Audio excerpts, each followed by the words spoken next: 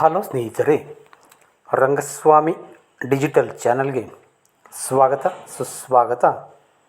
ಸ್ನೇಹಿತರೆ, ಇಂದಿನಿಂದ ಪಿತೃಪಕ್ಷ ಆರಂಭ. ತರ್ಪಣ ಏನಿದರ ಮಹತ್ವ, ಇದರ ಬಗ್ಗೆ ಈ ದಿನ ತಿಳಿದುಕೊಳ್ಳೋಣ. ದೇವ ಋಣ ಮತ್ತು ಋಷಿ ಋಣವನ್ನು ತೀರಿಸಬಹುದು, ಆದರೆ ಮಾತಾಪಿತೃ ಋಣ ತೀರಿಸಲು ಆಗುವುದಿಲ್ಲ ಎನ್ನುತ್ತದೆ ಶಾಸ್ತ್ರ. ಏಕೆಂದರೆ ತಾಯಿ ನಮ್ಮನ್ನು 9 ಮಾಸಗಳು ಗರ್ಭದಲ್ಲಿ ಹೊತ್ತು ಎತ್ತು ಸಾಕಿ ಸಲಹುವಳು.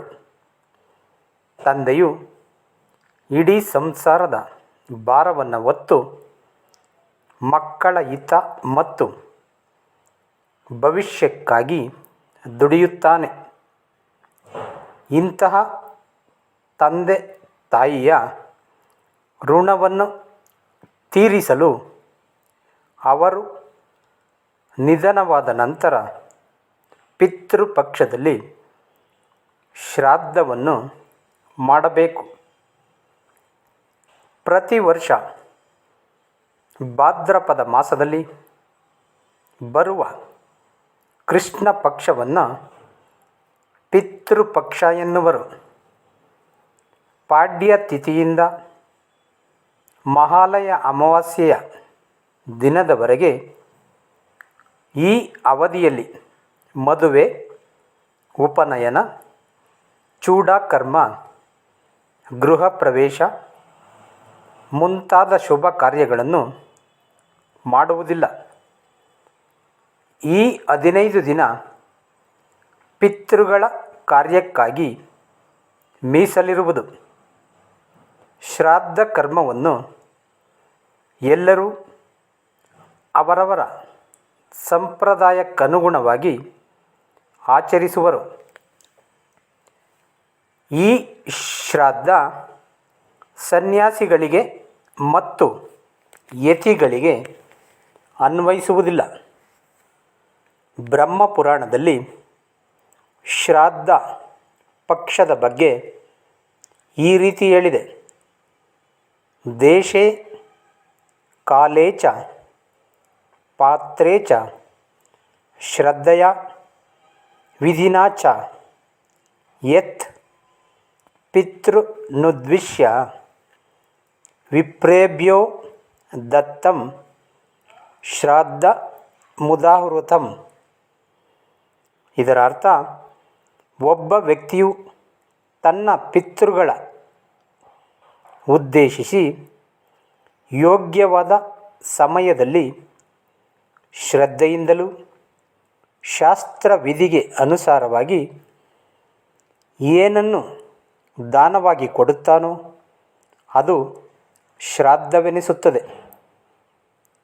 ಮಾತಾಪಿತೃಗಳ ನಿಧನದ ನಂತರ ಅವರು ಪಿತೃದೇವತೆಗಳೆನಿಸುವ ಕಾರಣ ಶ್ರಾದ್ದವನ್ನು ಮಾಡುತ್ತಾರೆ. ಹಿಂದೂ ಸಂಪ್ರದಾಯದ ರೀತಿಯಲ್ಲಿ ಆತ್ಮಕ್ಕೆ ಹುಟ್ಟು ಸಾವುಗಳಿಲ್ಲ.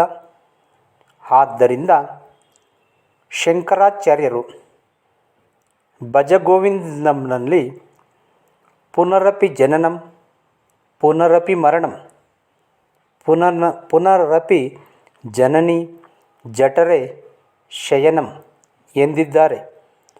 ಈ ಹುಟ್ಟು ಸಾವುಗಳು ನಮಗೆ ಮುಕ್ತಿ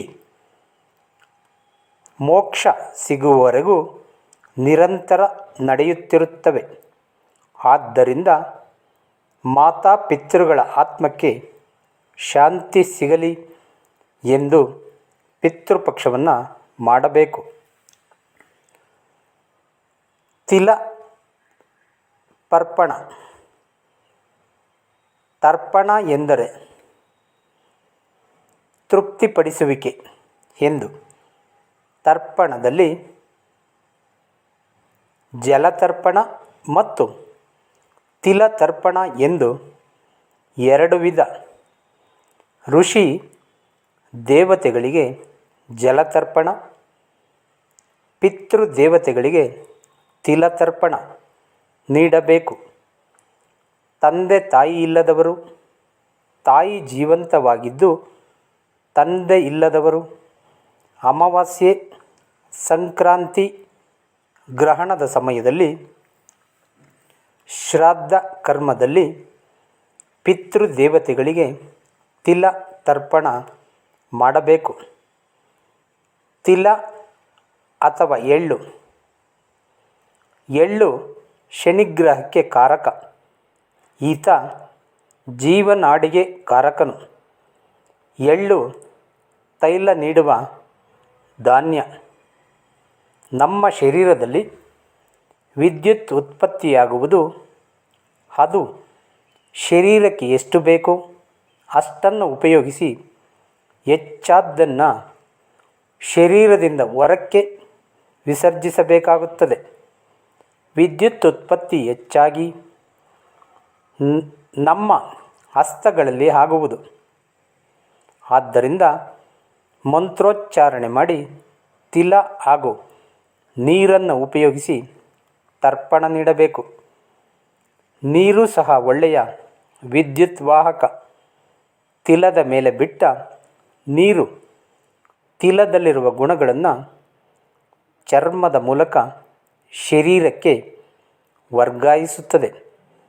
ಕರ್ತೃ ನೀಡಿದ ಪಿಂಡದಾನದ ಮೂಲ ದ್ರವ್ಯ ಇಲ್ಲಿಯೇ ಇದ್ದರೂ ಅದರ ಫಲ ಪರಿವರ್ತನೆ ಮೂಲಕ ಮೃತ ವ್ಯಕ್ತಿಗೆ ತಲುಪುವುದು. ರೇಡಿಯೋ, ಟಿವಿ, ದೂರವಾಣಿ ತರಂಗಗಳ ಹಾಗೆ. ಕಾಗೆಗೆ ಪಿಂಡವನ್ನು ಏಕೆ ಕೊಡಬೇಕು? ಒಮ್ಮೆ ಮರುತ್ತ ಮಹಾರಾಜ ಎಂಬುವನು ಯಜ್ಞ ಮಾಡುತ್ತಿದ್ದಾಗ ಹೋಮಕ್ಕೆ ಅರ್ಪಿಸುತ್ತಿದ್ದ ಹವಿಸ್ಸನ್ನು ಸ್ವೀಕರಿಸಲು ದೇವತೆಗಳು ನಿಜ ರೂಪದಲ್ಲಿ ಅಲ್ಲಿಗೆ ಬಂದರು. ಅದೇ ಸಮಯದಲ್ಲಿ ಅಲ್ಲಿಗೆ ರಾವಣನೂ ಬಂದನು. ಅವನಿಗೆ ಹೆದರಿದ ದೇವತೆಗಳು ಭಯದಿಂದ ಕೆಲವು ಪ್ರಾಣಿ ರೂಪ ಧರಿಸಿದರು.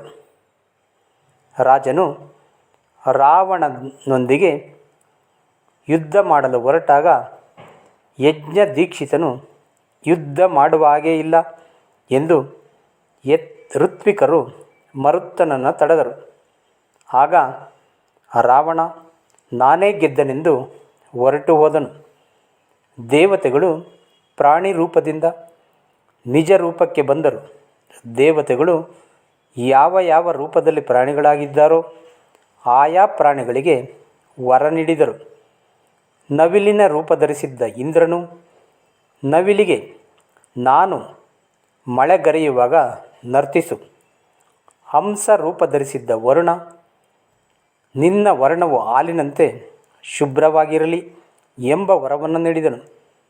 ಕಾಗೆಯ ರೂಪ ಧರಿಸಿದ್ದ ಯಮನು ಭೂಮಿಯಲ್ಲಿ ನೀನು ಒಬ್ಬರು ಹಾಕಿದ ಅನ್ನ ತಿಂದಾಗ ನನ್ನ ಲೋಕದಲ್ಲಿರುವ ಅವನ ಪಿತೃಗಳಿಗೆ ತೃಪ್ತಿಯಾಗಲಿ ಎಂಬ ವರವನ್ನು ಕರುಣಿಸಿದನು. ಹಾಗಾಗಿ ಶ್ರಾದ್ದದಲ್ಲಿ ಕಾಗೆಗೆ ಅನ್ನ ಅಂದರೆ ಪಿಂಡ ಹಾಕಿದರೆ ಪಿತೃಗಳು ತೃಪ್ತಿ ಆಗುವರು ಎಂಬ ನಂಬಿಕೆ. ಶ್ರಾದ್ದವನ್ನು ಯಾವ ಕ್ಷೇತ್ರದಲ್ಲಿ ಮಾಡಬೇಕು?